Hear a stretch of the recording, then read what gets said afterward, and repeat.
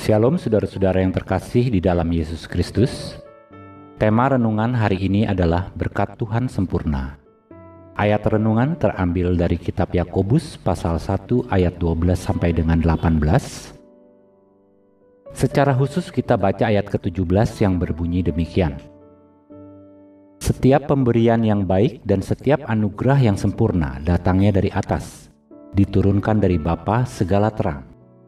Padanya tidak ada perubahan atau bayangan karena pertukaran. Dalam tulisannya, Rasul Yakobus mengingatkan supaya kita jangan pernah mengatakan kalau kita sedang dalam pencobaan, dan kita menyimpulkan bahwa pencobaan tersebut berasal dari Bapa. Kenapa? Karena Bapa tidak dapat dicobai oleh yang jahat, dan Ia sendiri tidak mencobai siapapun. Yakobus 1 ayat 14 berkata, "Tetapi tiap-tiap orang dicobai oleh keinginannya sendiri, karena ia diseret dan dipikat olehnya." Banyak dari kita yang tak menyadari bahwa segala yang baik itu berasal dan datang dari Bapa, karena Dia adalah sumber segala yang baik. Berbagai cara Bapa lakukan untuk menghadirkan kebaikan bagi kita. Bahkan di balik masalah atau peristiwa yang menyakitkan sekalipun, seperti dalam Roma pasal 8 ayat 28, dan apapun yang Bapa berikan bagi anak-anaknya, sungguh tak dapat diukur dan dinilai berdasarkan akal dan pemikiran manusia. Hari berganti hari, bulan berganti bulan, dan musim berganti musim. Namun kasih, pemeliharaan, dan penyertaan tak pernah berubah dalam hidup kita.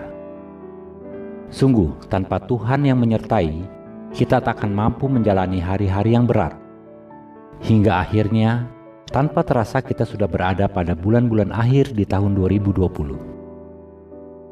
Haruslah selalu kita ingat bahwa Bapa memberikan sesuatu bukan semata-mata untuk kesenangan kita, tapi Ia memberikan segala yang baik supaya kita dapat memuliakan Dia dan menjadi saluran berkat bagi orang lain. Mazmur 67 ayat 2 dan 3. Kiranya Allah mengasihani kita dan memberkati kita. Kiranya Ia menyinari kita dengan wajah-Nya, supaya jalanmu dikenal di bumi, dan keselamatanmu di antara segala bangsa.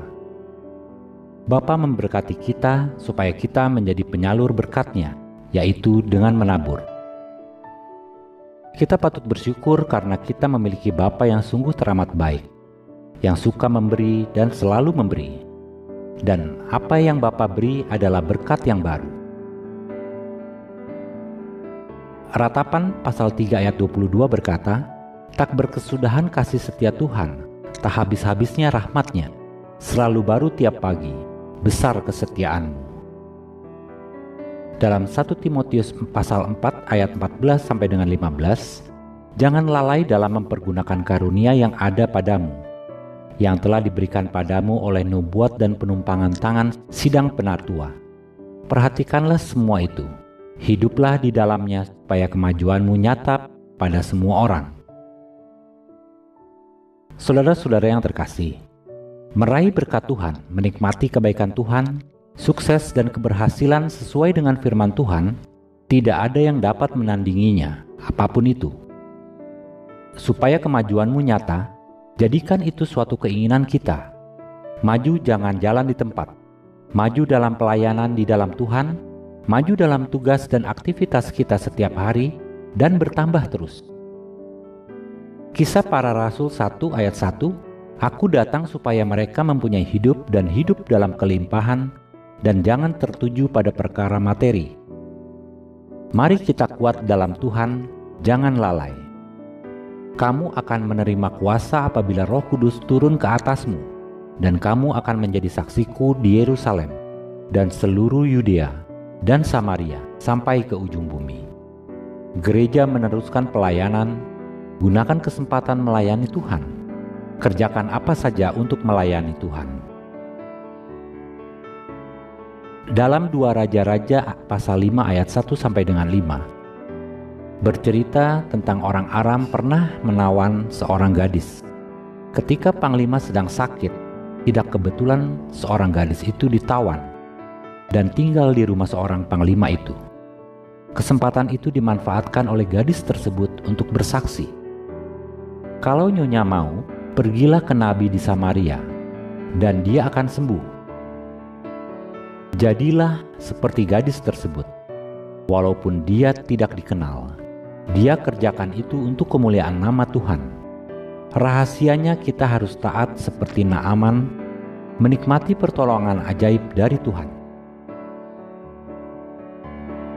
Dalam Kisah Para Rasul pasal 9 ayat 36-42, bercerita tentang Tabita atau Dorcas, seorang tukang jahit, dan dia menggunakan profesinya bukan sekedar cari untung, namun dimanfaatkan kesempatan untuk bersaksi pada orang lain. Banyak berbuat baik dan memberi sedekah, dan membuat banyak orang percaya.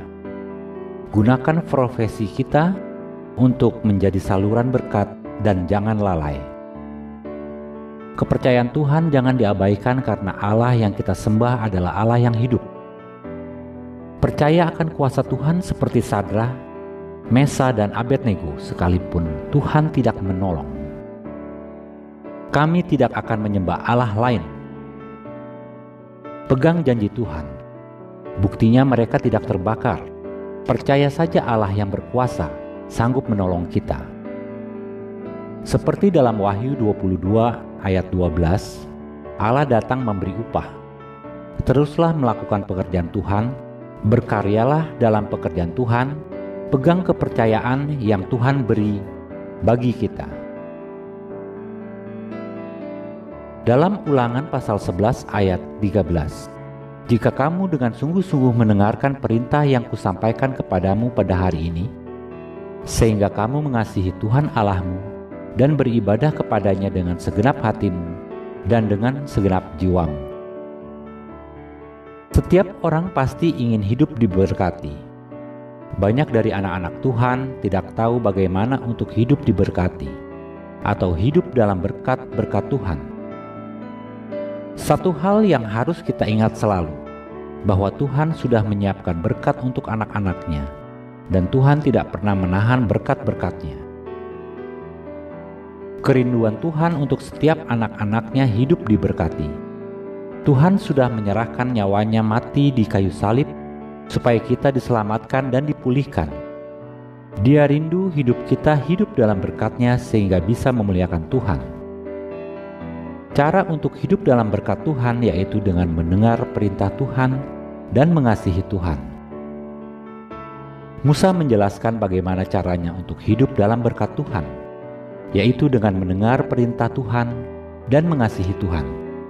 Tuhan senang ketika kita dengar-dengaran dengan Tuhan, sebagai bukti kita mengasihinya dan taat melakukan perintahnya. Apa yang kita dengar sesungguhnya akan menentukan masa depan kita. Ketika kita mendengar apa yang baik dan merespon dengan baik dan melakukannya dengan ketaatan, maka segala sesuatu akan menjadi baik dan menjadi berkat bagi masa depan kita. Kita harus menjadi umat Tuhan yang mau mendengar perintah atau firman Tuhan. Ciri-ciri orang yang mengasihi Tuhan adalah dia akan melakukan apa yang Tuhan perintahkan dan beribadah kepada Tuhan dengan segenap hatinya, segenap jiwa, dan segenap kekuatannya. Tuhan Yesus memberkati.